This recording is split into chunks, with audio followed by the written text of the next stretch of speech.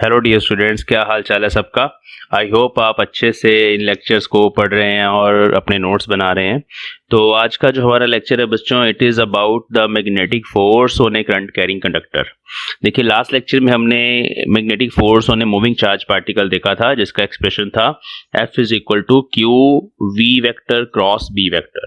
तो अगर एक चार्ज पार्टिकल मैग्नेटिक फील्ड में से मूव करके जाता है तो उसके ऊपर मैग्नेटिक फोर्स लगती है। अब अगर उस चार्ज पार्टिकल की जगह करंट कैरिंग कंडक्टर है तो उसमें तो बहुत सारे चार्ज पार्टिकल्स हैं जो फ्लो कर रहे हैं, तो उस करंट कैरिंग कंडक्टर पे भी फोर्स लगती है। तो ये बहुत इंपॉर्टेंट लेक्चर है हमारा। इसमें आप करेंगे force on a current carrying conductor, उसका एक्सप्रेशन वो हम ड्राइव करेंगे BIL sin थीटा, और ये डेरिवेशन इंपॉर्टेंट है for CBSE and PSEB exams. और उसके बाद बच्चों हम करेंगे फोर्स की डायरेक्शन को समझेंगे कि किस तरह से हमें डायरेक्शन फाइंड करनी होती है, right hand thumb rule use होता है वहाँ पे। After that we will do some very important numerical problems जो आपके बोर्ड एग्जाम्स में जनरली पूछी जाती है, ठीक है। Then in the next part we will find the force on two parallel मतलब जो एक दूसरे के पैरेलल दो कंडक्टर्स हैं, force between two parallel straight current carrying conductors. तो उसका एक्सप्रेशन देखेंगे और वहां से फिर 1 एम्पियर की डेफिनेशन एग्जाम्स में पूछी जाती है, ठीक है। तो ये आज के लेक्चर का सारा कंटेंट है। तो लेक्चर सुनते टाइम आप प्लीज अपने नोट्स साथ साथ बनाइए। जब आप एक स्क्रीन भर जाती है उस टाइम पे लिखना स्टार्ट करिए। पहले ध्यान से सुनिए कि भाई मैं क्या समझा रहा हूँ, किस तरह से हमें कॉन्सेप्ट्स को समझना है। समझने के लिए आपको ध्यान से सुनना पड़ेगा। आफ्टर दैट आप स्क्रीन को पॉज करके जितनी स्क्रीन भर गई है उतना अपनी कॉपी पे नोट डाउन करिए। अगर आप इस तरीके से चलेंगे तो ये लेक्चर आपको मैक्सिमम रिजल्ट्स देंगे, मैक्सिमम फ्रूट देंगे, ठीक है। तो चलिए स्टार्ट करते हैं हमारा आज का लेक्चर। हाँ जी बच्चों, तो आज हम स्टार्ट करने वाले हैं magnetic force on a current carrying conductor. Magnetic force on a current carrying conductor which is placed in magnetic field.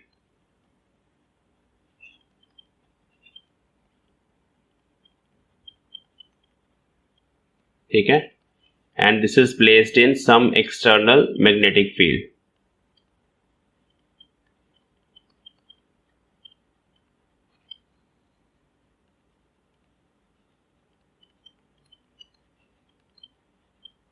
देखो, पहले इसको थोड़ा कॉन्सेप्चुअली समझेंगे कि क्यों किसी करंट कैरिंग कंडक्टर पे फोर्स लगती है जब हम उसको एक्सटर्नल मैग्नेटिक फील्ड में रखते हैं, ठीक है।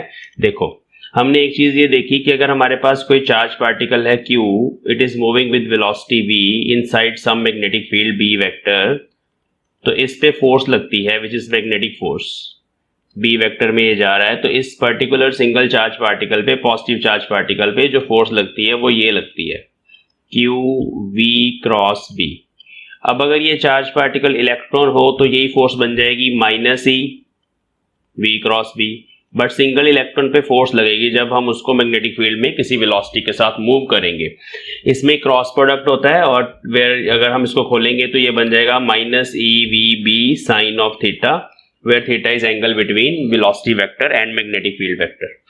अब बच्चों, एक सिंगल इलेक्ट्रॉन पे अगर फोर्स लग रही है तो कंडक्टर के केस में कितने इलेक्ट्रॉन्स होते हैं। अगर हमारे पास एक कंडक्टिंग वायर है लाइक दिस, ये हमने एक वायर ले ली, इस कंडक्टिंग वायर में कुछ करंट फ्लो कर रहा है I, तो उस करंट के कारण तो बहुत सारे इलेक्ट्रॉन्स इसमें मूव कर रहे हैं। कितने सारे इलेक्ट्रॉन, छोटे छोटे पार्टिकल्स करंट इलेक्ट्रिसिटी में पड़ा था, वो सारे एक पर्टिकुलर डायरेक्शन में मूव कर रहे हैं और उन सबकी जो वेलोसिटी होती है, एवरेज वेलोसिटी लेते हैं और ड्रिफ्ट वेलोसिटी, तो वो सारे इलेक्ट्रॉन्स ड्रिफ्ट वेलोसिटी के साथ मूव कर रहे हैं। अब आपने इस कंडक्टर को मैग्नेटिक फील्ड के रीजन में रख दिया, तो जैसे कि सिंगल इलेक्ट्रॉन पे फोर्स लग रही थी, अब सिंगल की जगह बहुत सारे इलेक्ट्रॉन्स इकट्ठे हो गए हैं तो सब पे फोर्स लगेगी। तो उन सब की जो स्मॉल फोर्स है, उन सब का जो रिजल्टेंट होगा, that will be the magnetic force acting on this current carrying conductor. ये पूरा का पूरा कंडक्टर जो है ये किसी डायरेक्शन में मूव करेगा जिस डायरेक्शन में इस पे फोर्स लगेगी, तो that is called magnetic force. तो इस वजह से किसी भी करंट कैरिंग कंडक्टर पे फोर्स लगती है। जब इस कंडक्टर में से करंट पास नहीं कर रहा होता, मीन सिंपली आपने वायर को जस्ट ऐसे रख दिया, देयर इज नो करंट, तब भी इलेक्ट्रॉन्स हैं and they are moving, but their directions of motions are random, उस केस में वो रैंडम डायरेक्शन से मूव करते हैं। तो रैंडम डायरेक्शंस में होने के कारण जो नेट वेलोसिटी होती है उनकी रिजल्टेंट वेलोसिटी वो जीरो होती है। तो नेट वेलोसिटी जीरो होने के कारण उस केस में फोर्स नहीं लगती। बट जब भी आप इसमें से करंट पास करवाते हो तो करंट आने के कारण उसका मतलब है बहुत सारे इलेक्ट्रॉन्स फ्लो कर रहे हैं इसमें से पर यूनिट टाइम, तो उन सब पे इकट्ठी फोर्स लगती है, तो जिसको हम बोल देते हैं कि ये जो फोर्स है ये उस करंट कैरिंग कंडक्टर पे लग रही है। ठीक है, तो this is the conceptual understanding of why there is force on the current carrying conductor. आपको स्मॉल क्लासेस में 10th क्लास में ऐसे पढ़ाया जाता है कि भाई जैसे हमने सीखा कि एक करंट कैरिंग कंडक्टर है, इसकी अपनी कुछ मैग्नेटिक फील्ड है लाइक दिस, इसकी मैग्नेटिक फील्ड लाइंस ऐसी होती है ना। अब आपने क्या किया, इस रीजन में एक और मैग्नेटिक फील्ड स्विच ऑन कर दी। अब क्या होता है कि ये दोनों मैग्नेटिक फील्ड्स आपस में एक दूसरे को रिपेल या अट्रैक्ट करती हैं, मींस आपस में इंटरेक्ट करती हैं, तो उनके इंटरेक्ट करने से इस करंट कैरिंग कंडक्टर पे फोर्स लगती है। But that was the simple explanation that was used in class 10th। But अभी हमने ये देखा प्लस 2 क्लास में कि एक्चुअली वो जो सिंगल चार्ज पे जो फोर्स लग रही है उन सबका रिजल्टेंट जो होता है that is the net force acting on a current carrying conductor. तो इसका अभी हमने एक्सप्रेशन फाइंड करना है। आपको एक्सप्रेशन शायद याद होगा, 10th क्लास में हम ये एक्सप्रेशन करते थे BIL, ठीक है। But that was the simplest case. उस केस में क्या होता था कि जो करंट है और मैग्नेटिक फील्ड है दे वर एट 90 डिग्री। अभी हम करेंगे जनरल केस, जब हो सकता है कोई एंगल थीटा हो इन दोनों के बीच में, तो वो एंगल वो वाला केस हम करते हैं। तो इसमें सबसे पहले हम कुछ चीजें कंसिडर कर लेते हैं जो जो हमें चाहिए। तो late A current carrying conductor,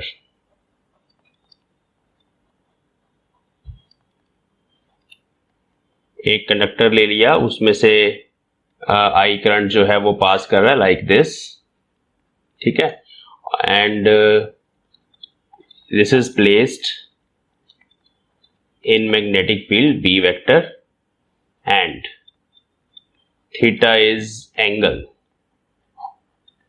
between some small ideal vector which is current element, अभी हम कंसिडर करेंगे, and B vector.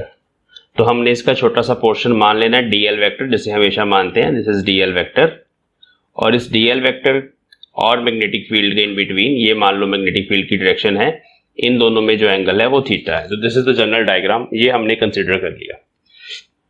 Now let n is number density of electrons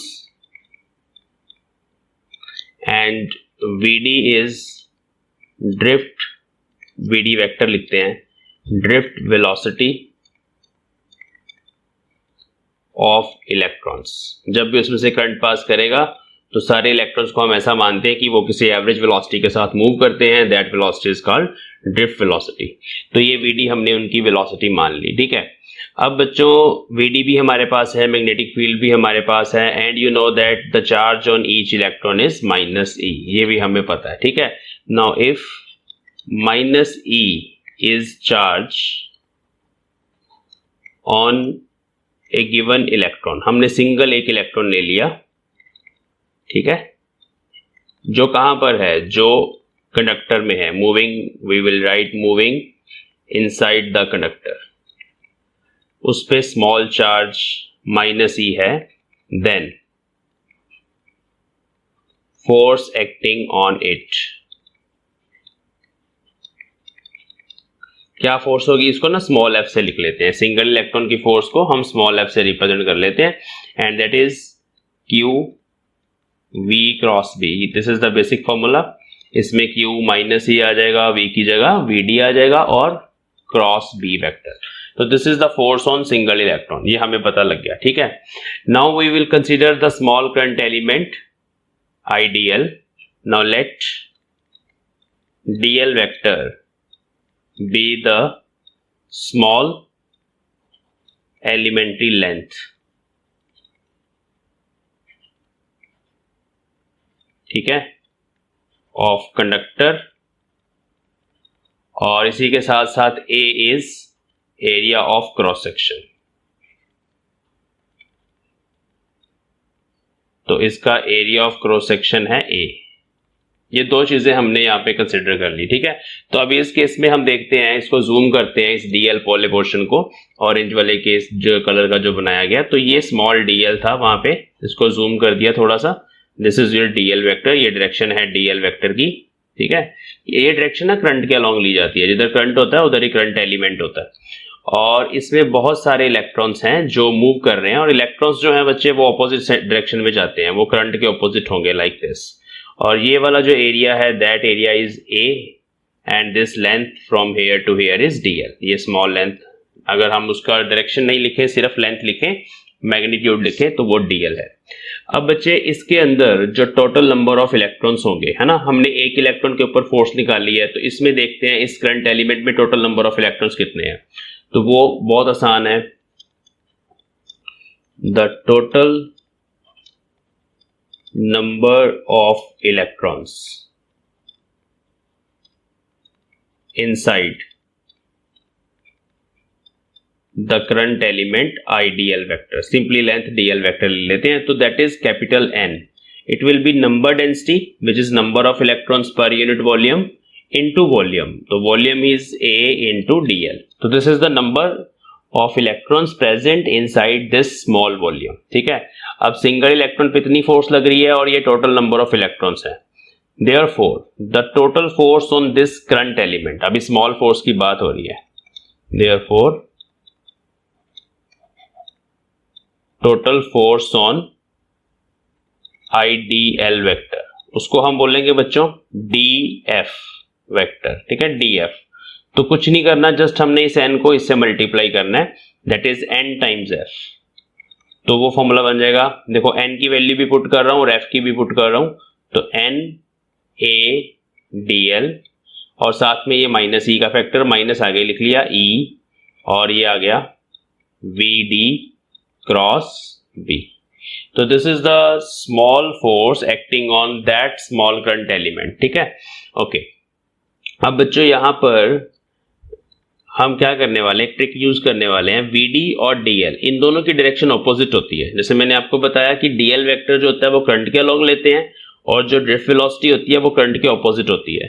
मैं इस DL को इनसाइड द ब्रैकेट लेके जा रहा हूं और VD वेक्टर को बाहर लिख रहा हूं, ठीक है दोनों वेक्टर्स ही डायरेक्शन है, जस्ट सब कुछ मल्टीप्लाई हो रहा है, कोई फर्क नहीं पड़ेगा। जैसे ही मैं DL के ऊपर वेक्टर लगाऊंगा और VD से वेक्टर हटाऊंगा तो माइनस साइन जो है अब्सॉर्ब हो जाएगा, क्योंकि इन दोनों की डायरेक्शन ऑपोजिट है।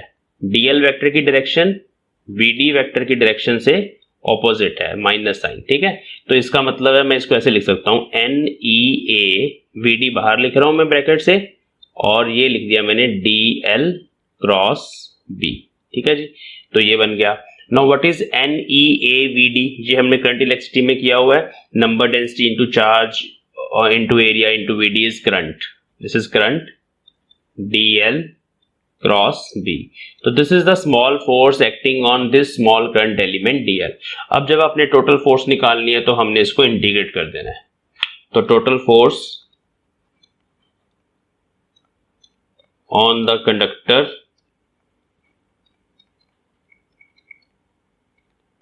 Of length L, capital L ले लेते हैं, ठीक है। तो उस पे जो टोटल फोर्स लगेगी वो बनेगी F vector is equal to integration of DF vector is equal to integration of I DL cross B। सब मल्टीप्लाई हो रहा है यहाँ पे, ध्यान से देख लो।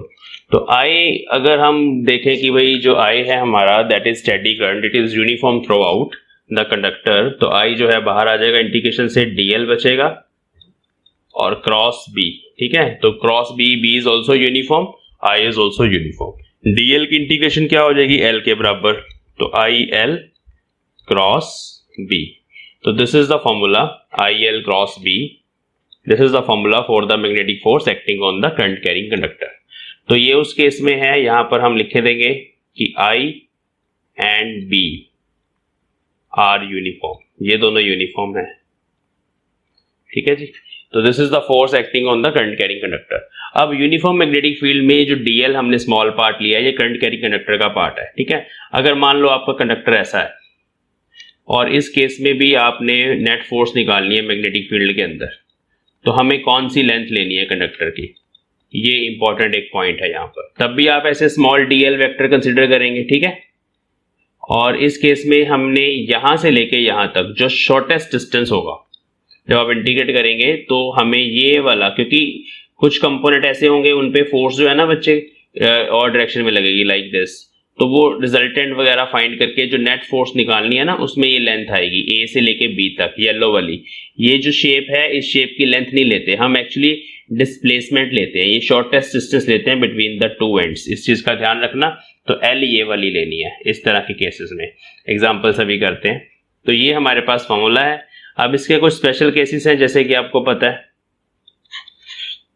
अगर एल वेक्टर बी वेक्टर के पैरेलल हुआ या एंटी पैरेलल हुआ तो थीटा 0 डिग्री होगा और 180 हो सकता है, ठीक है।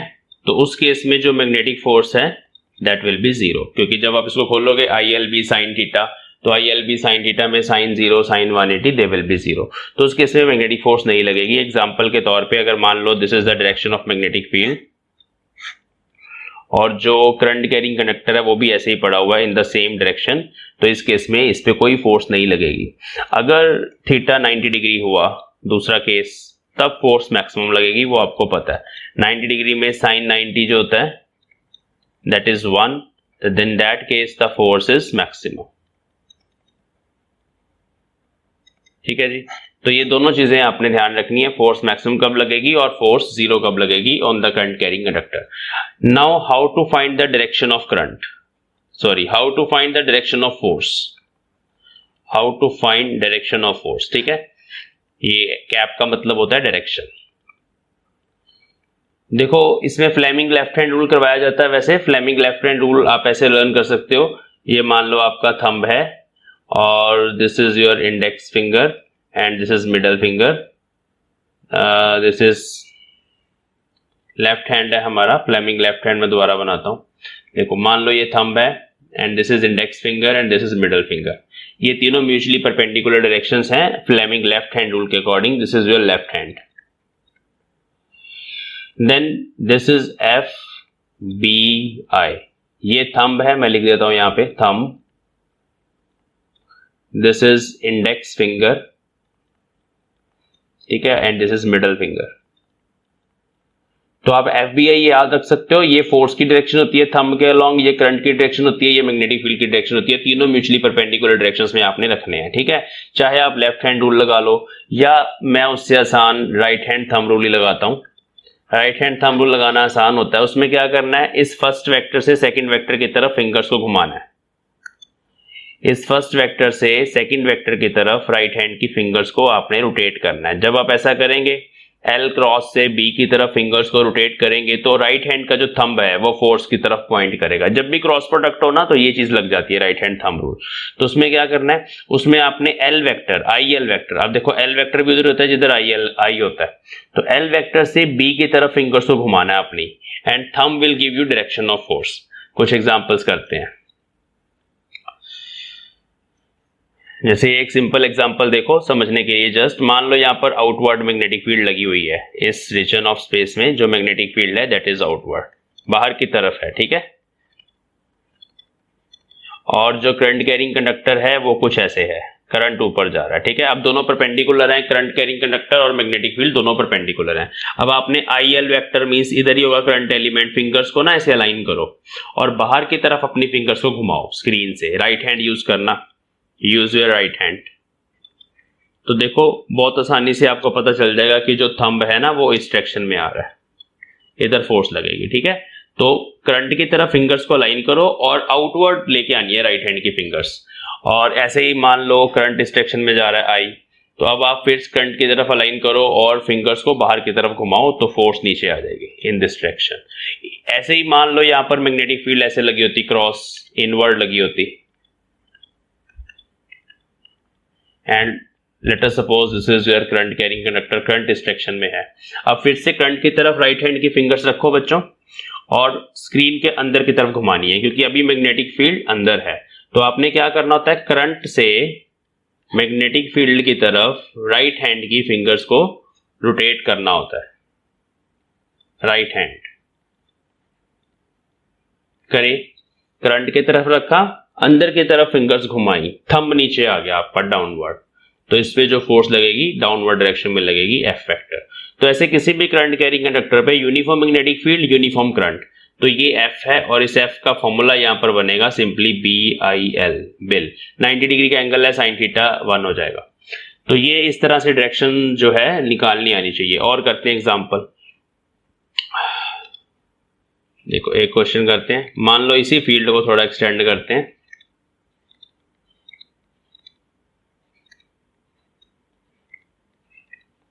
इस मैग्नेटिक फील्ड में कंसीडर कि भाई हमारे पास ना ऐसे एक लूप पड़ी हुई है, इधर से करंट आया आए और यहाँ एक स्क्वायर लूप बनी हुई है ऐसी, और फिर ये इधर निकल गया करंट आए। ये वाले छोटे पोर्शन है, इन पे नहीं निकालनी फोर्स, ये स्क्वायर पे निकालनी है हमें। तो स्क्वायर पे कितनी फोर्स लगेगी, किस डायरेक्शन में लगेगी, and the side of the square is A. Okay, और जो मैग्नेटिक फील्ड है बच्चे ये वाली, that is V vector. Okay, अब इस पे हमें फोर्स निकालनी है। देखो बहुत आसान है, यहां से करंट आई गया तो इस ब्रांच में I/2 चला जाएगा किरचॉफ लॉ के अकॉर्डिंग, यहां पर भी I/2 चला जाएगा। ये दोनों सीरीज में हैं, सेम करंट रहेगा दोनों जगह I/2।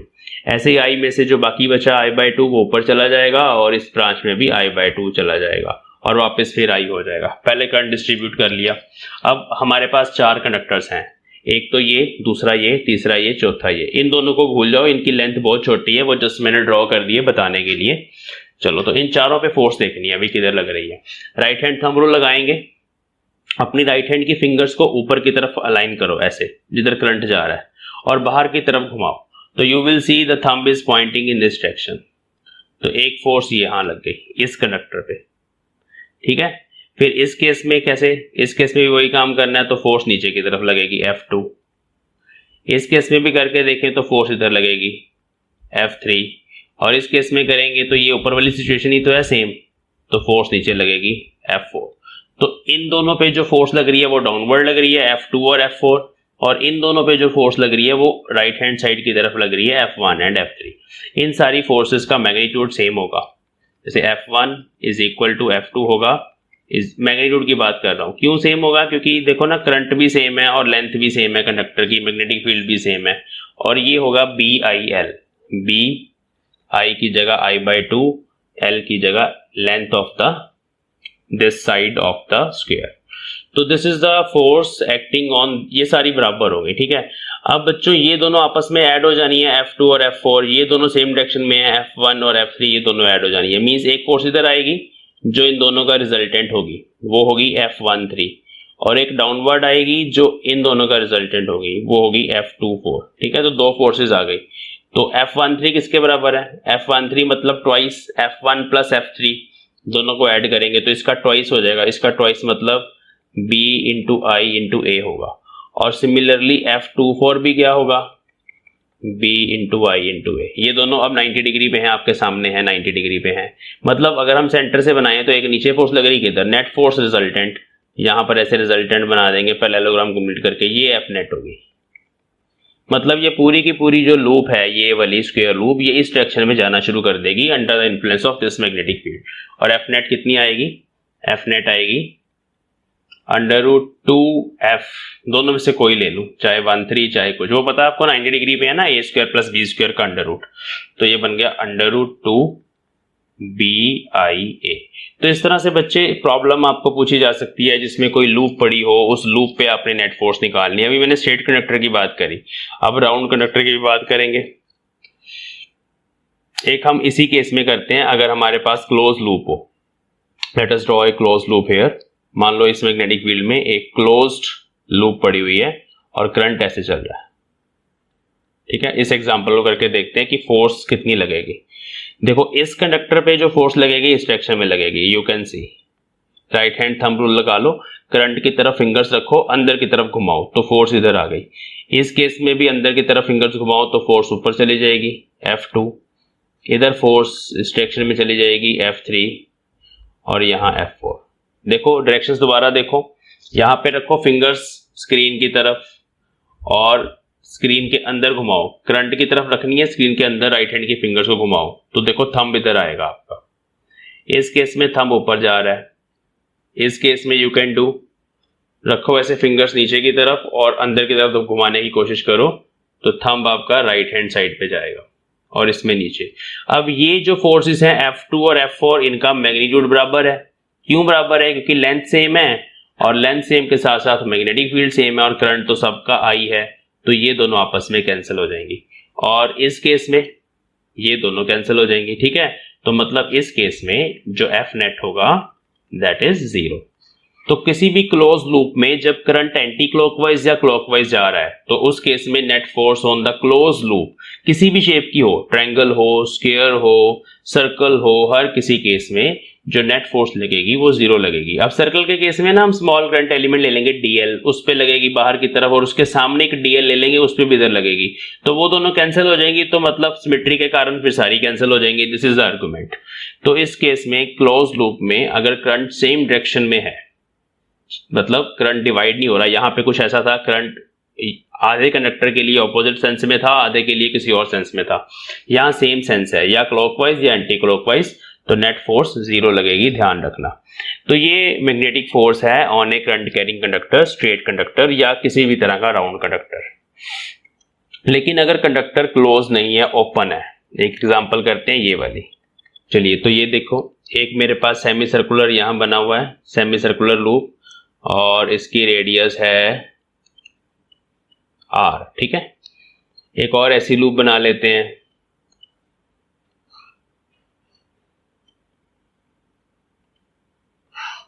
ये। ठीक है, एक और बना लेते हैं।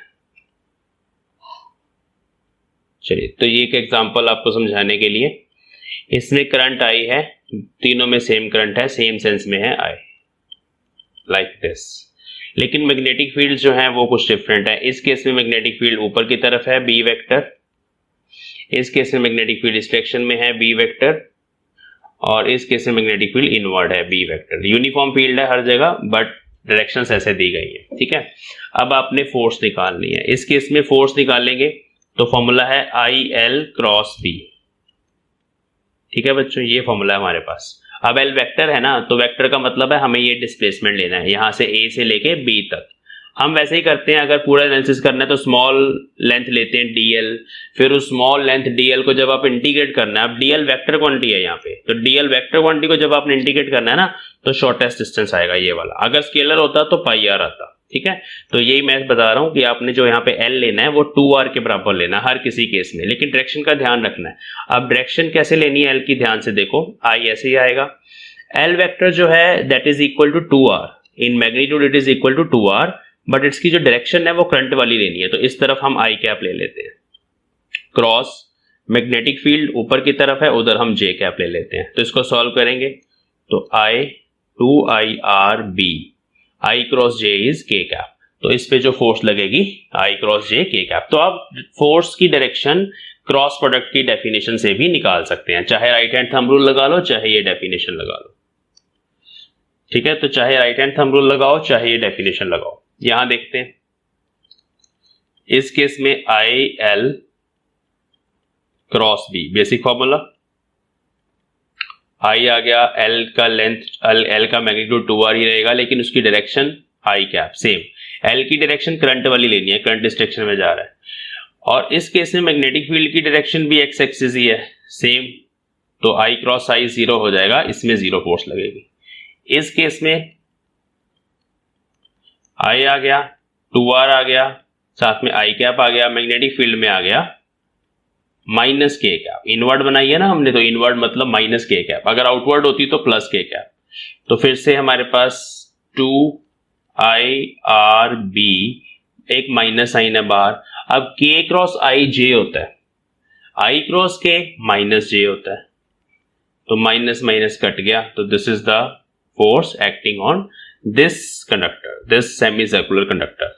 अब ये ओपन कंडक्टर है, ओपन कंडक्टर के केस में फोर्स का आंसर आएगा। ओपन का मतलब है कि ये क्लोज लूप नहीं है। अगर मैं इसको ऐसे जोड़ दूं, किसी भी शेप में जोड़ दूं, चाहे मैं इसको ऐसे बना दूं, कोई भी आर्बिट्रेरी शेप लाइक दिस, तब नेट फोर्स 0 आएगी। लेकिन अगर वो क्लोज नहीं है, ओपन है, तो तब आपने शॉर्टेस्ट वाला पाथ लेना है टू कैलकुलेट द फोर्स, मतलब शॉर्टेस्ट डिस्टेंस लेना है between these 2 points of current carrying conductor. ध्यान रखना है इस चीज का। एक एग्जांपल करते हैं, सिंपल एग्जांपल CBSE लेवल की। ये हमारे पास एक करंट कैरिंग कंडक्टर है,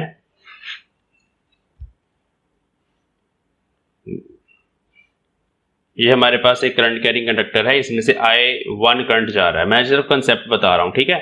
और इसके सामने यहां पर एक क्लोज्ड लूप पड़ी हुई है, इसके सामने यहां पर एक क्लोज लूप पड़ी हुई है ये।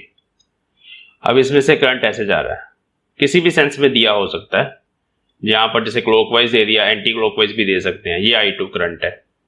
ये डिस्टेंसेस भी गिवन होंगे क्वेश्चन में, ये डिस्टेंस गिवन होगा R, ये साइड गिवन होगी लेट अस सपोज A, ये वाली साइड भी गिवन होगी, we can consider it like B, इसको B मान लेते हैं। तो ये सब चीजें कुछ गिवन होंगी, ठीक है।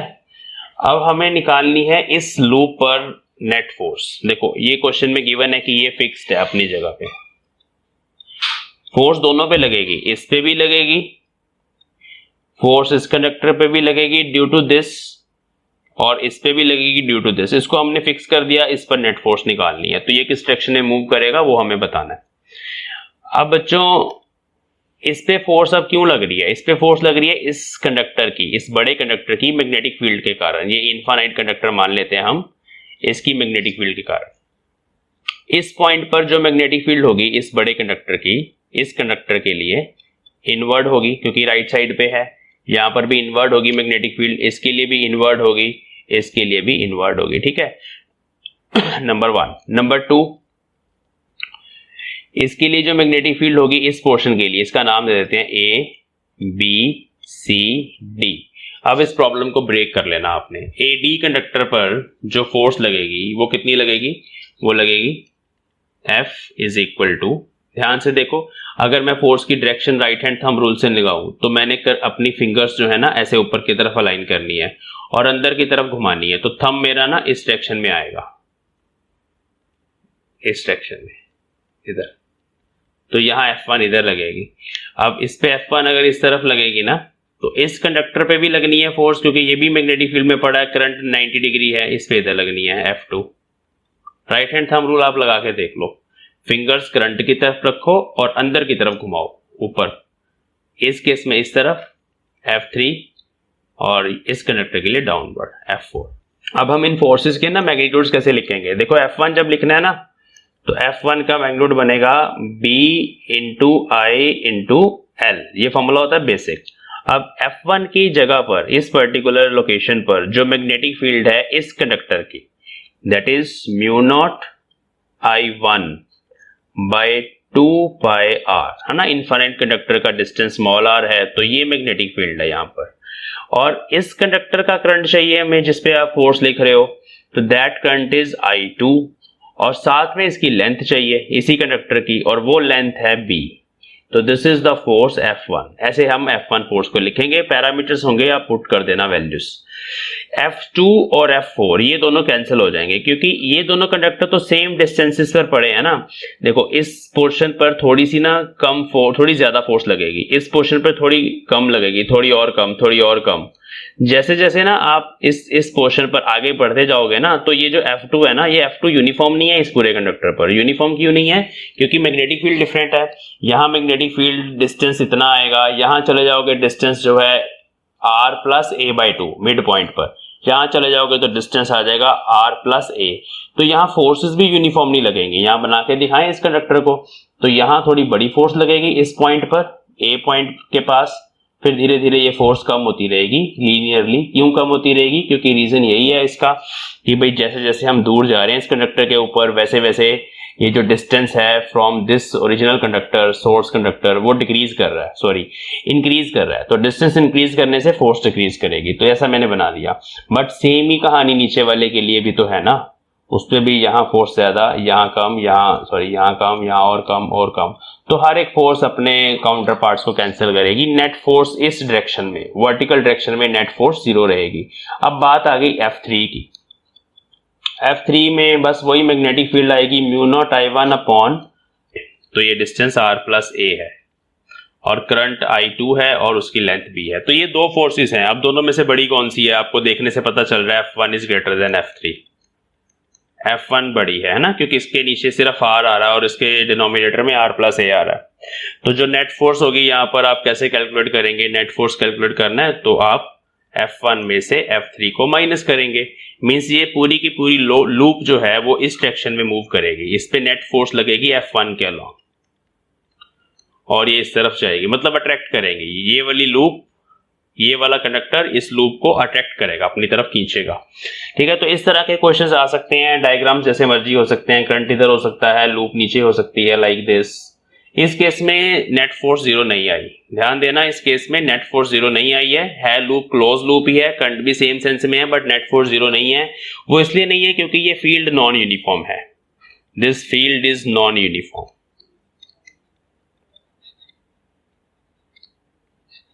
ठीक है, इस पूरे कंडक्टर पर सेम है field, magnetic field mu naught I by 2 pi R, इस पूरे पर है mu naught I by 2 pi R plus A.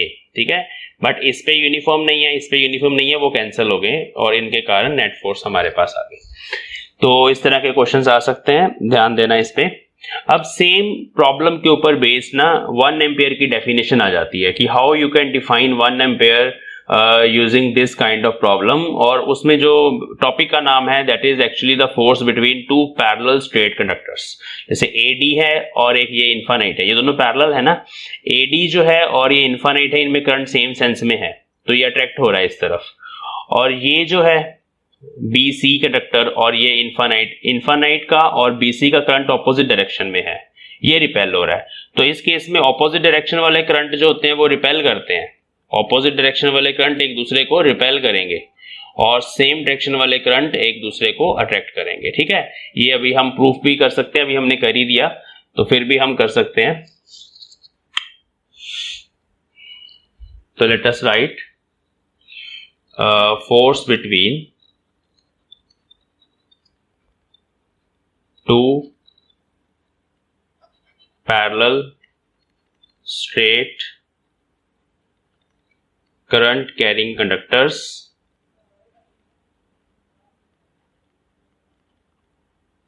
and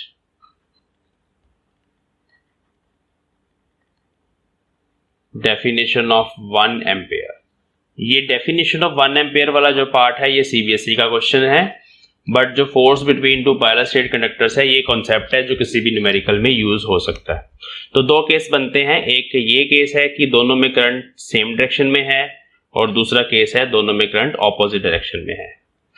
तो कैसे आपने कैलकुलेट करनी है force, late us suppose this is current conductor 1, this is conductor 2, यहाँ पे current I1, this is current I2, इन दोनों में जो डिस्टेंस है दैट इज स्मॉल r, दोनों की अपनी अपनी फील्ड होगी, है ना। अब इस लोकेशन पे इसकी फील्ड होगी तो उसकी डायरेक्शन होगी इनवर्ड। आप राइट हैंड थंब रूल लगा के देख सकते हैं ना, this field is B1 vector, B1 का मतलब है पहले की है, और इसके लिए हमारे पास जो फील्ड होगी मैग्नेटिक फील्ड दूसरे की वो आउटवर्ड आएगी, डॉट लगा दिया मैंने, आउटवर्ड आएगी ना। राइट हैंड थंब रूल से देखो B2 कैसे लगाना, राइट हैंड थंब रूल, अगर आपने सेकंड की फील्ड बतानी है, सेकंड कंडक्टर की इस पॉइंट पे फील्ड बतानी है, तो ऐसे फिंगर से इसको ग्रैस्प करना है ना, तो यहां से आपकी फिंगर्स बाहर आ रही हैं स्क्रीन से, तो यहां आउटवर्ड बनती है, यहां इनवर्ड बनती है, तो वो चीज आपको पता है। ठीक है जी, तो इसका मतलब हो गया कि ये दोनों फील्ड्स की डायरेक्शन हमें पता लगी B1 B2। Now we can write the force, ये इनफाइनाइट कंडक्टर्स मान लेते हैं हम। ठीक है, देखो एक आप लिख सकते हो F12, F12 is the force on first due to second. F12 को लिखने के लिए you will write force on 1, पूरा लिखते हैं, फोर्स ऑन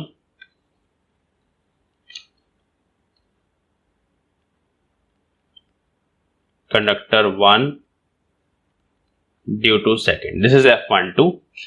तो फर्स्ट पे लिखनी है तो BIL लगाऊंगा मैं ना, ड्यू टू सेकेंड है ना, तो मैग्नेटिक फील्ड सेकेंड की, करंट पहले का लिखेंगे और साथ में लेंथ लिखनी है कंडक्टर की। तो लेंथ हम कोई भी कॉमन लेंथ यहाँ पे ले लेते हैं L, वो लेंथ मैंने लिख दी। ठीक है, वो L हमेशा दोनों केसेस में सेम आएगी, कॉमन लेंथ L ले लेते हैं, ये लेंथ ले लेते हैं यहाँ पे, इतने पोर्शन पे हम लिख रहे हैं फोर्स कितनी है। ठीक है, तो ये फॉर्मूला बन गया।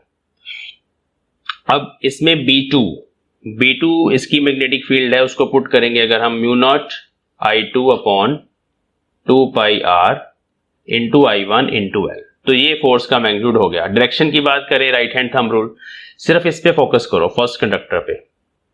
कैसे फोकस करोगे? अपनी फिंगर्स को करंट के अलोंग रखो और स्क्रीन से बाहर घुमाओ। क्यों स्क्रीन से बाहर घुमाना है इनको? क्योंकि मैग्नेटिक फील्ड स्क्रीन से आउटवर्ड है, in this direction. Magnetic field is in this direction. Dot लगाया हो ना, वैसे इस डायरेक्शन में। तो ऐसे फिंगर्स को आप करंट से मैग्नेटिक फील्ड की तरफ जब रोटेट करेंगे राइट हैंड के फिंगर्स को, तो आपका थंब इस तरफ आएगा। तो मीन्स ये जो F12 है वो इस डायरेक्शन में चला गया। दूसरे के लिए देखते हैं, F21। Basic formula, this is force on 2 due to 1।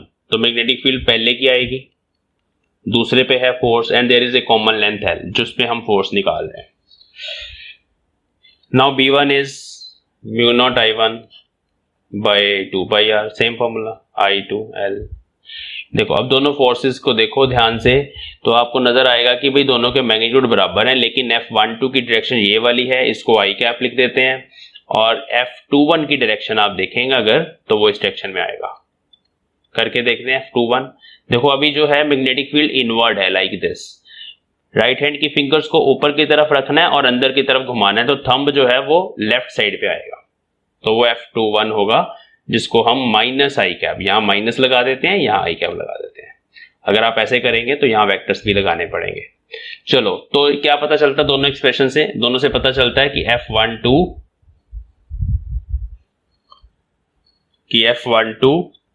Vector is minus of F21 vector. एक तो ये म्यूचुअल फोर्स है, दोनों कंडक्टर एक दूसरे को यहाँ पर अट्रैक्ट कर रहे हैं। मींस जब भी कंडक्टर्स में ऐसे करंट पास करवाओगे तो वो दोनों अट्रैक्ट करेंगे और वो कुछ ऐसे ही शेप हो जाएगी। ऐसे दोनों एक दूसरे को अट्रैक्ट करेंगे ना, तो अट्रैक्ट करने से they will come close to each other. Same direction में करंट होगा, तो यहाँ पर अट्रैक्शन है। कैसे याद रखना है सेम डायरेक्शन में अट्रैक्शन है? जैसे आप चार्जेस को याद रखते हो ना, सेम चार्जेस रिपेल करते हैं, यहाँ उल्टा है, सेम डायरेक्शन में करंट है तो रिपल्शन की जगह अट्रैक्शन है।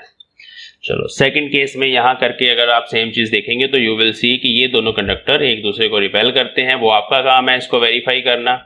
I1 I2 दोनों में करंट्स हैं। यहाँ पर जो मैग्नेटिक फील्ड बनेगी इनवर्ट बनेगी और यहाँ पर भी इनवर्ट ही बनेगी, ठीक है।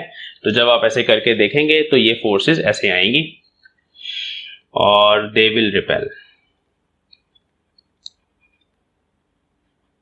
अब जैसे मैंने बताया दे वर इनफाइनाइट कंडक्टर्स, ठीक है, and we can calculate here force per unit length, which is very important.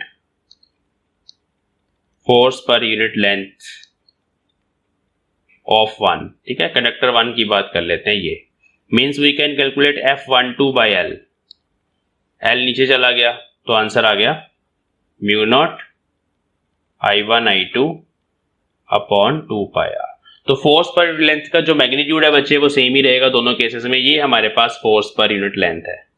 Now we can use this formula to define 1 ampere. यहां तक हम ड्राइव करते हैं पहले इस क्वेश्चन में, और इतना ड्राइव करने के बाद हम इसी को यूज करते हैं टू डिफाइन 1 एम्पियर। कैसे डिफाइन करेंगे देखना ध्यान से। तो डेफिनेशन ऑफ 1 एम्पियर कर लेते हैं।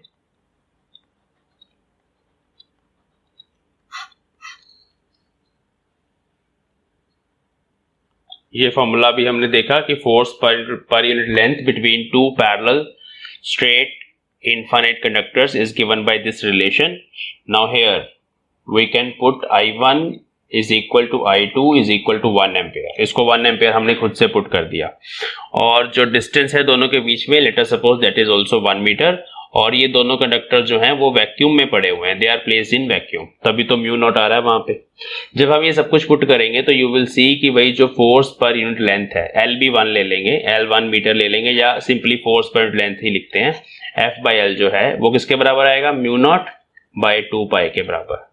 Now mu not is 4 pi into 10 to the minus 7, और नीचे 2 पाई है, 2 पाई से 4 पाई कटा 2 बचा, तो जो फोर्स पर यूनिट लेंथ आ गई आपके पास वो आ गई T2 into 10 to the power minus 7 newton per metre. इसके यूनिट ध्यान रखना है, न्यूटन पर मीटर है। तो इसका मतलब है कि जो 1 एम्पियर करंट है वो उतना करंट है जब इन दोनों कंडक्टर्स में इतनी फोर्स लगे, 2 into 10 raise to power minus 7 newton per ampere. तो therefore we can define 1 ampere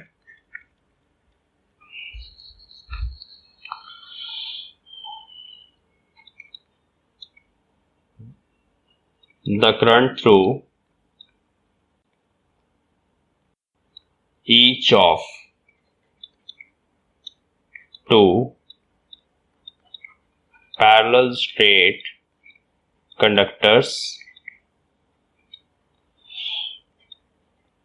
placed at 1 meter separation in vacuum is 1 ampere when the force per unit length between them is 2 into 10 to the power minus 7 Newton per meter. तो this is the definition of 1 ampere. Formula पहले drive किया जाता है, फिर formula drive करने के बाद यहाँ पर ये वैल्यू कैलकुलेट करके दिखाई जाती है और फिर ये डेफिनेशन दी जाती है कि from this concept we can define 1 ampere current. ऐसे हमारे पास एक इंक्लाइंड प्लेन है, यहाँ पर उसका एंगल दिया गया है, 30 डिग्री, ठीक है. और इसके ऊपर एक मैग्नेटिक एक करंट कैरिंग कंडक्टर है, इसके ऊपर मैं क्रॉस सेक्शन व्यू बना रहा हूँ. ये करंट कैरिंग कंडक्टर है. तो on a smooth inclined plane the plane is smooth, मतलब यहाँ पर फ्रिक्शन नहीं है. हो सकता है फ्रिक्शन भी हो, प्रॉब्लम थोड़ी सी मॉडिफाई हो जाएगी उससे. We have a smooth inclined plane having an angle of 30 degree with horizontal. A thin current carrying conductor is placed parallel to the horizontal ground. Now this is placed parallel to the horizontal ground. Current carrying conductor है. The plane is located in a uniform magnetic field of 0.15 Tesla. यहाँ पर ये magnetic field लगी हुई है in the vertical direction, मतलब magnetic field की direction ऊपर की तरफ है ऐसे. For what value of the current can the rod remain stationary? हमें बताना है कि इसमें से कितना करंट पास करवाए कि ये स्टेशनरी रहे. इसको कौन नीचे लेके आ रहा है? इसको ग्रेविटेशन फोर्स नीचे लेके आ रही है एंड वी वांट कि ये स्टेशनरी रहे. इस फोर्स का मास पर यूनिट लेंथ जो है स्मॉल m, वो हमें दिया गया है 0.03 किलोग्राम पर मीटर. दिस इज मास पर यूनिट लेंथ, मतलब इस रोड की लेंथ नहीं गिवन हमें, बट यहाँ पर हमें मास पर यूनिट लेंथ गिवन है. तो जैसे हम फ्रिक्शन वाले चैप्टर में करते थे, हम यहाँ पर इसके ऊपर जो वेरियस फोर्सेस लग रही हैं उनको बनाएंगे. तो एक तो नीचे लग रहा है इसका वेट. अब इस रोड का जो वेट होगा वो कैपिटल M टाइम्स G होगा. कैपिटल M जो है वो इसका मास है, मास ऑफ रोड, वो मैंने मान लिया. मतलब जितना भी रोड का मास होगा वो कैपिटल M, उसके हिसाब से नीचे की तरफ ये वेट लगेगा. इस वेट के दो कंपोनेंट्स होंगे. अगर ये वाला एंगल थीटा होता है बच्चे, तो यहाँ पर भी सेम थीटा बनता है जो 30 डिग्री है इस केस में. तो इधर हमारे पास कंपोनेंट आ जाएगा mg cos थीटा, और इसके ऑपोजिट हमारे पास यहाँ पे नॉर्मल डायरेक्शन आएगी r, और एक कंपोनेंट इधर आएगा हमारा mg cos थीटा. इधर चला गया ना, तो वेट का दूसरा कंपोनेंट कैपिटल M है यहाँ पर, दूसरा कंपोनेंट mg sin थीटा वो इस डायरेक्शन में चला गया. अब यहाँ पर क्योंकि स्मूथ प्लेन है, फ्रिक्शन है नहीं, तो इसको बैलेंस करने के लिए हमारे पास कुछ नहीं है. mg sin थीटा के कारण ये जो रोड है ये नीचे ऐसे आना शुरू कर देगी. But we have switched on the magnetic field. जब हमने मैग्नेटिक फील्ड को ऑन किया तो इस पे एक मैग्नेटिक फोर्स लगनी शुरू हुई. अब हम इसको बैलेंस करना चाहते हैं, ये जो कंपोनेंट है इसको हमें बैलेंस करना है. तो उसको बैलेंस करने के लिए वी विल सी कि भाई हमें जो करंट है उसकी डायरेक्शन किधर चाहिए, इनवर्ड चाहिए या आउटवर्ड चाहिए, वो हमें पहले सोचना पड़ेगा. तो लेट अस सी कैसे सोचेंगे. देखो ये मैग्नेटिक फील्ड है ऊपर की तरफ, अब ये रोड ऐसे पड़ी हुई है, या तो करंट इनवर्ड होगा या आउटवर्ड होगा. और इस मैग्नेटिक फील्ड के कारण इस करंट कैरिंग कंडक्टर पर जो फोर्स लगेगी, लेट अस सी किधर को लगेगी. ये मान लेते हैं हमारे पास इनवर्ड करंट है. दोनों सिचुएशन को डिस्कस करेंगे. और ये हमारे पास मैग्नेटिक फील्ड है, this is current, this is magnetic field. तो जो फोर्स की डायरेक्शन होगी, आप राइट हैंड थंब रूल लगाएं. फोर्स का फॉर्मूला होता है IL क्रॉस B. मतलब आपने लेंथ या करंट से अपनी फिंगर्स को, राइट हैंड की फिंगर्स को मैग्नेटिक फील्ड की तरफ घुमाना है. तो जब मैं इनवर्ड करंट है, हमने फिंगर्स को इनवर्ड रखा और मैग्नेटिक फील्ड अप है, ऊपर की तरफ घुमाई, तो जो हमारा थंब है वो इस डायरेक्शन में आ गया, फोर्स इधर लग गई. तो इनवर्ड करंट के केस में फोर्स इधर लगेगी, मैंने देख लिया. अगर करंट मैं आउटवर्ड मान लूं, मतलब इस रोड में से करंट बाहर आ रहा है, तो उस केस में मैग्नेटिक फील्ड तो ऊपर ही है B. अब उस केस में आप देखिए, आपकी फिंगर्स जो है ना स्क्रीन से बाहर की तरफ अलाइन करनी है. राइट हैंड की फिंगर्स सेट करो अपना राइट हैंड स्क्रीन पे, और फिंगर्स को बाहर की तरफ रखो स्क्रीन से, और घुमानी किधर है, ऊपर की तरफ, अप डायरेक्शन में. तो you will see your thumb is pointing in the left direction. तो इस केस में फोर्स इधर लगेगी F। तो ये दो सिचुएशंस हैं मेरे पास। अगर करंट आउटवर्ड हुआ तो फोर्स इधर लगेगी, फिर वो फोर्स का कंपोनेंट mg में ऐड हो जाएगा, वो तो और नीचे ले आएगा इसको फास्ट। तो ये वाली सिचुएशन नहीं हो सकती। हम करंट को आउटवर्ड ले लेंगे तो फोर्स जो है इस mg sin थीटा में ऐड हो जाएगी, हमें ये नहीं चाहिए। हम करंट को किधर मानेंगे, हम करंट को इनवर्ड मानेंगे। तो हमने सबसे पहले करंट की डायरेक्शन निकाल ली, इनवर्ड है, क्योंकि करंट ही हमें फाइंड करना है तो डायरेक्शन पहले पता होनी चाहिए, इनवर्ड है। और अगर हम इधर मानेंगे तो उसके कारण जो फोर्स लगेगी वो इस डायरेक्शन में लगेगी। और ये जो मैंने फोर्स लिखी है F, that will be is equal to B times I times L. This is the force acting on this current carrying conductor. अब इस F ने mg को बैलेंस नहीं करना, हमने क्या करना है, हमने इस F को भी रिजॉल्व करना है। इस F का एक कंपोनेंट आएगा इस डायरेक्शन में। अब देखो ये एंगल थीटा था ना, ये वाला एंगल थीटा। अब ध्यान से वापस आ जाओ, ध्यान से सुनो। ये जो F है ये इस वर्टिकल के परपेंडिकुलर है, ठीक है, वर्टिकल के परपेंडिकुलर है। और ये जो है ये वाली, ये इस इंक्लाइंड के परपेंडिकुलर है, ठीक है, F। तो इन दोनों में एंगल थीटा है। तो अगर मैं यहां पर एक लाइन ऐसे ड्रॉ करूं, ध्यान से देखना, ये वाली जो लाइन है वो इस नॉर्मल डायरेक्शन के परपेंडिकुलर है, और ये वाली जो ऑरेंज लाइन है ये इस mg के परपेंडिकुलर है, ठीक है। तो इन दोनों में एंगल थीटा था, तो यहां पर भी एंगल थीटा बनेगा। समझने वाली बात है। दोबारा सुनो, एक्चुअल फोर्स लग रही है हॉरिजॉन्टल, वो ये वाली है एक्चुअल फोर्स, ठीक है। अब इसको रिजॉल्व करना है, रिजॉल्व करने के लिए एंगल थीटा चाहिए। तो ध्यान से सुनो, यहां पर एंगल थीटा बन रहा है इन दोनों व्हाइट लाइंस के बीच में।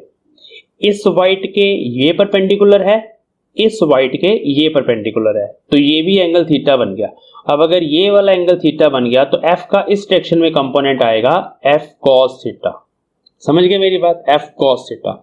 और इसी F का नीचे वाली डायरेक्शन में, परपेंडिकुलर डायरेक्शन में कंपोनेंट आएगा F sin थीटा। मैं यहीं पे बना देता हूं ऑरेंज कलर से, ये मैंने एरो ड्रॉ कर दिया, और एक्चुअली ये इसी में ऐड हो रहा है mg cos थीटा में, मैंने यहां ऐड भी कर दिया F sin थीटा, मैंने यहां ऐड भी कर दिया, ठीक है जी।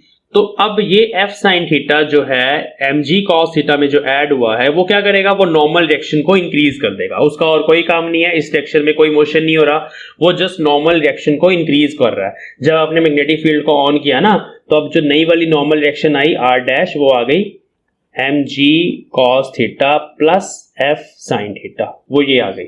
और जो पुराने वाली नॉर्मल डायरेक्शन थी जब आपने मैग्नेटिक फील्ड को ऑन नहीं किया हुआ था, वो सिर्फ थी mg cos थीटा।